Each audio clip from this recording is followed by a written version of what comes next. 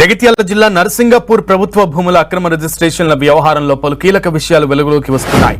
ప్రభుత్వ భూమిపై కమ్మేసినటువంటి కొందరు ఏకంగా 100 ఎకరాల భూమిని అప్పనంగా కాజేసినట్లు విమర్శలు వినిపిస్తున్నాయి. గత ప్రభుత్వ హయాంలో ధరణిలోని లోపాలను అనుకూలంగా చేసుకుని అక్రమ రిజిస్ట్రేషన్లు చేసుకున్నారన్న ఆరోపణలు వినిపిస్తున్నాయి.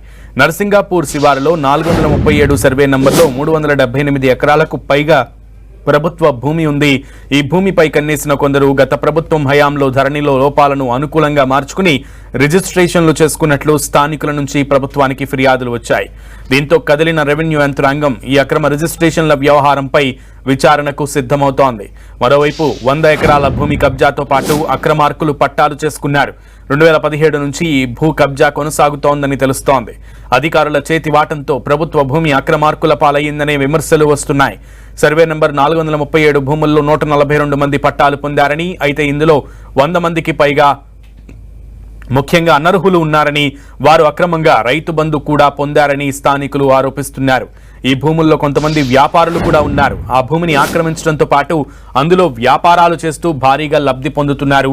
అక్రమంగా ఇటుక బట్టీలను ఏర్పాటు చేశారు. స్థానికేతరులకు ఈ భూమిని కేటాయించారని గ్రామస్తులు ఆరోపిస్తున్నారు. గ్రామస్తులకు కాకుండా స్థానికేతరులకు ఈ భూమిని ఎలా కేటాయిస్తారని ప్రశ్నిస్తున్నారు.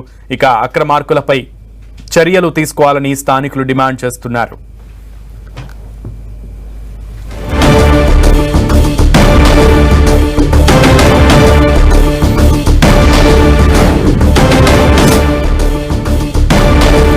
కాంగ్రెస్ ప్రభుత్వం ఆ అంశాన్ని సీరియస్ గా తీసుకున్నట్లు తెలుస్తోంది. పూర్తి స్థాయిలో నివేదికను సిద్ధం చేసిన ఎంఆర్ఓ గతేడాది నవంబర్ 1న ఆర్డీఓకు రిపోర్ట్ అందజేశారు.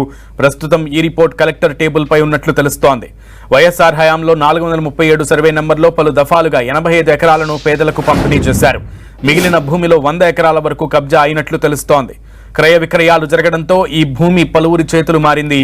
ఇక సర్వే నంబర్లో కూడా 80 ఎకరాల భూమి కబ్జా అయినట్లు ఆరోపణలున్నాయి.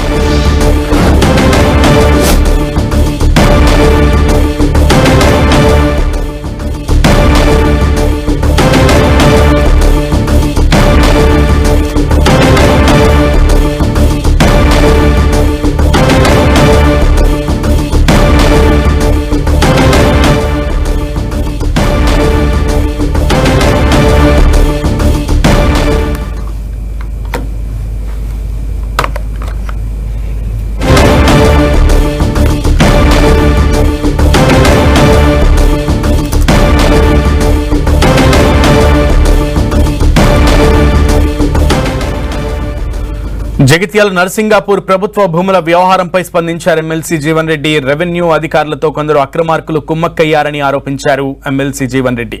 సర్వే నంబర్ 437, 251 భూములపై అక్రమార్కుల కన్ను పడిందని, ధరణిలోని లోపాలను ఆధారంగా చేసుకుని అక్రమ రిజిస్ట్రేషన్లు జరిగాయని ఆయన ఆరోపించారు. ఈ నంబర్లలో సాగు యోగ్యమైన భూములు కూడా ఉన్నాయని, ఈ భూ కుంభకోణానికి సంబంధించి అధికారులే బాధ్యులన్నారు. అధికారుల ప్రమేయంతోనే అక్రమ పట్టాలు వచ్చాయని, అనర్హుల పట్టాలను వెంటనే రద్దు చేయాల్సిందేనని జీవన్ రెడ్డి డిమాండ్ చేశారు. అక్రమార్కులపై చట్టపరమైన చర్యలు తీసుకోవాల్సిందేనని, అనర్హులకు పట్టాలిస్తే వాటిని తమ ప్రభుత్వం రద్దు చేస్తుందన్నారు. నర్సింగపూర్లో కబ్జాకు గురైన భూములను స్వాధీనం చేసుకోవాల్సిందేనని, స్వాధీనం చేసుకున్న భూములను పేదలకు పంచిపెట్టాలని జీవన్ రెడ్డి అన్నారు. అధికారుల పాత్ర మాత్రం తప్పకుండా ఉంటుంది. వీళ్ళ ప్రభుత్వ భూములు అనర్హులకు పట్టాలు చేయడం జరుగుతుందని చెప్పారంటే వీళ్ళ ప్రభుత్వ అధికారులు జోక్యం లేకుండా ఎట్లా జరుగుద్ది? తప్పకుండా ఏ రెవెన్యూ రికార్డు నమోదు చేయబడ్డా కానీ సంబంధిత రెవెన్యూ అధికారుల జోక్యంతోనే, చొరవతోనే అది రికార్డు చేయబడి ఉంటుంది. తప్పకుండా రెవెన్యూ అధికారులు బాధ్యులు. నా దృష్టిలో అయితే ఇప్పుడు రద్దు చేయడంతో పాటుగా ఇవాళ వాస్తవంగా స్థానికులకే హక్కు కల్పించబడాలి. స్థానికేతరులకు ఏదైతుందో హక్కు కల్పించడము సమంజసం కాదు. It's irregular. ఒక విధంగా ఇట్స్ ఇర్రెగ్యులర్. అది ఎవరి పేరిట పట్టా చేయబడ్డది అనేది ఇమ్మెటీరియల్. ఎవరి పేరిట చేయబడ్డా కానీ ఏదైతుందో అనర్హులైనప్పుడు వాటి రద్దు చేయాల్సింది. దానికి బాధ్యులైన రెవెన్యూ అధికారులు ఎవరైనా కానీ వాళ్ళపై ఒక్కసారి చట్టపరంగా చర్య తీసుకుంటే భవిష్యత్తులో ఇతర ప్రాంతాల్లో, ఇతర గ్రామాల్లో కూడా ఈ విధమైనటువంటి ఒక అక్రమాలు చోటు చేసుకోకుండా ఉంటాయి. అధికారుల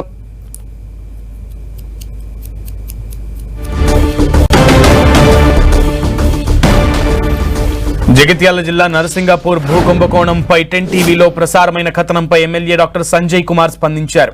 భూ అక్రమ రిజిస్ట్రేషన్లపై విచారణ జరపాలంటూ జగిత్యాల తహసీల్దార్ శ్రీనివాస్తో ఎమ్మెల్యే సంజయ్ ఫోన్లో మాట్లాడారు.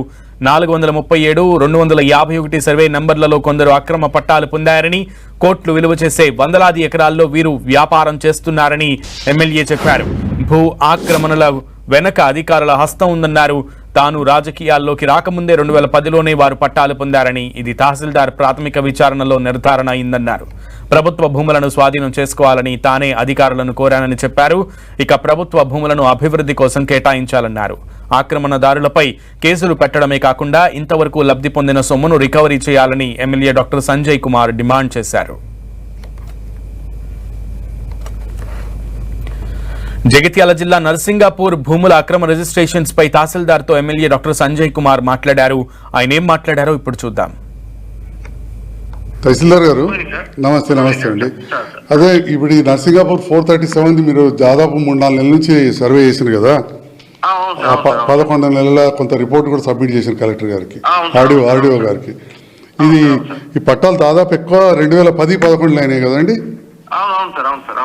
దాని మీద మళ్ళొకసారి కూడా రిమైండ్ చేయండి. నేను కూడా కలెక్టర్ గారితో మాట్లాడతా రిపోర్ట్, ఆ విషయంలో కొంచెం డీటెయిల్ రిపోర్ట్ చేయండి. Thank you.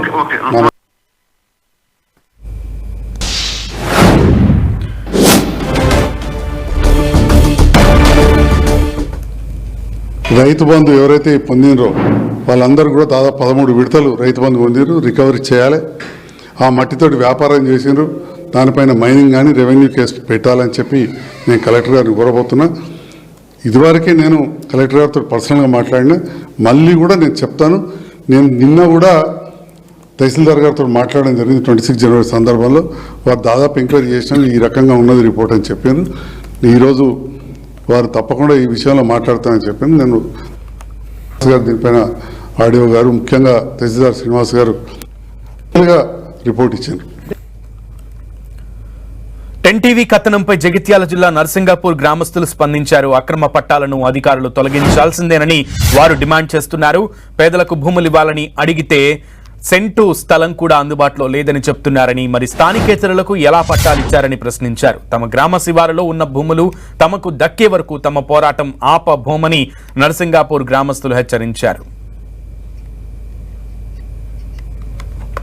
ప్రభుత్వ అక్రమ రిజిస్ట్రేషన్లపై పూర్తి వివరాలను జగిత్యాల జిల్లా నరసింగాపూర్ నుంచి మా ప్రతినిధి సతీష్ అందిస్తారు. నరసింగాపూర్లో భూమి కబ్జా పైన 10 టీవీ ఇచ్చిన కథనం మేరకు అధికారులు స్పందిస్తున్నారు. అదేవిధంగా గ్రామస్తులంతా కూడా పెద్ద ఎత్తున 10 టీవీ కథనంతో బయటకు రావడం జరిగింది. వీరంతా కూడా నరసింగాపూర్ గ్రామానికి సంబంధించిన వారు. వీరంతా కూడా తమకు భూమి లేదు, తమ గ్రామ శివార్లో ఉన్నటువంటి భూమిని అంతా కూడా కబ్జా గురైంది, మాకు కూడా నిరుపేదలం కాబట్టి మాకు కూడా భూమి ఇవ్వాలని చెప్పి వీరంతా కూడా కోరుతున్నటువంటి పరిస్థితి. చాలా మంది కూడా గ్యాదర్ అయ్యారు. ఒకసారి వారి మాటల్లోనే అసలు ఏం జరిగిందో తెలుసుకునేటువంటి ప్రయత్నం చేద్దాం. ఒకసారి ఏం జరిగింది మీ నరసింగాపూర్ గ్రామ భూమి పెద్ద ఎత్తున కబ్జా గురైన తెలుస్తుంది కదా, ఏం జరిగి ఉంది? ముందు మాకు నరసింగాపూర్ గ్రామ ప్రజలకు ఎలాంటి భూమి కానీ ఇవ్వలేరు. ఎంతో కొంత 15 గుంటలు ఇస్తే దానికి సాగు చేసుకునేంత 15 గుంటలకు సాగు చేసుకోలేక విడిచిపెట్టి మా మందంలో మేము ఉన్నాం. కానీ అదే జాగాను పెద్ద ఎత్తున ఎకరాలకు ఎకరాలు బయట వారికి, వేరే ఊరు వాళ్ళకి, నరసింగాపూర్ గ్రామస్తులకు కాకుండా వేరే గ్రామస్తులకు ఇస్తున్నారు. మరి అంతటి భూమి వేరే వాళ్ళకు కబ్జాలో ఉంటే మరి మాకు లేని వాళ్ళకు ఉన్న ఊర్లే 10 గుంటలు కూడా లేని వాళ్ళం ఉన్నాం. మరి మాకు కూడా తలో ఎకరం కానీ ఎంతైతే కొంత 20 గుంటలు కానీ ఎకరం కానీ నాపరి కొంత గ్రామస్తులకు ఇచ్చినట్టయితే మేము కూడా వ్యవసాయం చేసుకొని బతుకుతామని ప్రభుత్వాన్ని కోరుకుంటున్నాం. ఎలా ఎంత మేర కబ్జా గురైంది? అసలు మీ శివాలో 437 కావచ్చు, 250 కావచ్చు, ఈ సర్వే నెంబర్లో ఎంత భూమి వరకు కబ్జా గురైంది? అసలు ఏం జరిగి ఉంటుంది? ఇది 437 సర్వే నెంబర్లో 378 ఎకరాల భూమిని, మిగిలి భూమి ఉండాల్సిన భూమిని ఈరోజు 220 ఎకరాలు మాత్రమే షో చేస్తున్నారు. అంటే 177 ఎకరాల భూమిని అఫీషియల్గా వైఎస్ రాజశేఖర్ హయాంలో 5 విడతల మన భూ పంపకం జరిగింది. సో ఇప్పుడు మనకు ఉన్నది 80 ఎకరాలు నుంచి 100 ఎకరాల భూ కబ్జా ఏమైంది అంటే బడాబావులకు మన గ్రామస్తులలో. మా గ్రామంలో రేషన్ కార్డు లేదు, వాళ్ళకు ఇచ్చిన వారికి ఎవరైతే 80 ఎకరాల పైన ఉన్న వారికి వాళ్ళకు మా గ్రామంలో రేషన్ కార్డు లేదు, ఆధార్ కార్డు లేదు.